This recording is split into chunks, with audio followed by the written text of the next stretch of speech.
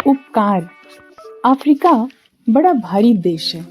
उस देश में बहुत घने वन हैं और उन वनों में सिंह, भालू, गैंडा आदि भयानक पशु बहुत होते हैं।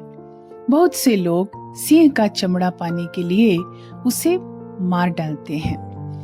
गर्मी के दिनों में हाथी जिस रास्ते झरने पर पानी पीने जाते हैं, उस रास्ते में लोग बड़ा भारी गहरा गड्ढा खोद देते हैं और उस गड्ढे के चारों ओर लकड़ियों को भाले के समान नोक वाली करके गाड़ देते हैं। फिर गड्ढे को पतली लकड़ियों और पत्तों से ढक देते हैं। जब हाथी पानी पीने निकलते हैं तो उनके दल के आगे का हाथी गड्ढे के ऊपर टहनियों के कारण गड्ढे ढके होने से वह उसके अंदर गिर जाता है। टहनियां टूट जाती हैं और हाथी गड्ढे में चला जाता है। पीछे हाथी पकड़ने वाले गड्ढे में एक और रास्ता खोदकर दूसरे पालतू हाथियों की सहायता से उस हाथी को पकड़ लाते हैं।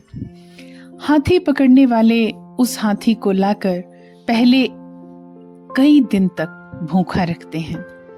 गड्ढे में भी हाथी कई दिन तक भूखा रखा जाता है, जिससे कमजोर हो जाने के कारण निकलते समय वह बहुत धूम न मचाए। भूख के मारे जब हाथी छटपटाने लगता है, तब कोई आदमी उसे चारा देने के लिए आता है।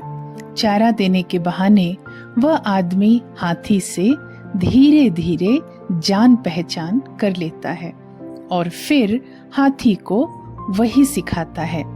शिक्षा देने के बाद हाथी को लोग बेच देते हैं।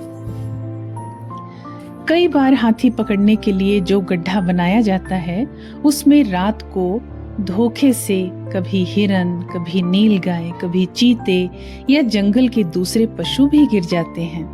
गड्ढा बनाने वाले उन्हें भी निकाल लाते हैं। हाथी पकड़ने वालों ने अफ्रीका के जंगलों में एक बार हाथी फंसाने के लिए एक बड़ा गड्ढा बनाया और उसे ढक दिया। रात में एक सिंह उस गड्ढे में गिर गया। सिंह किसी छोटे पशु को पकड़ने दौड़ा होगा और भूल से वह स्वयं उस गड्ढे में जा पड़ा होगा।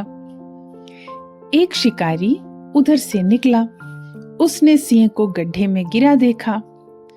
अब वीर पुरुष किसी को दुख में देखकर उसे मारते नहीं हैं, बल्कि उसकी सहायता करते हैं।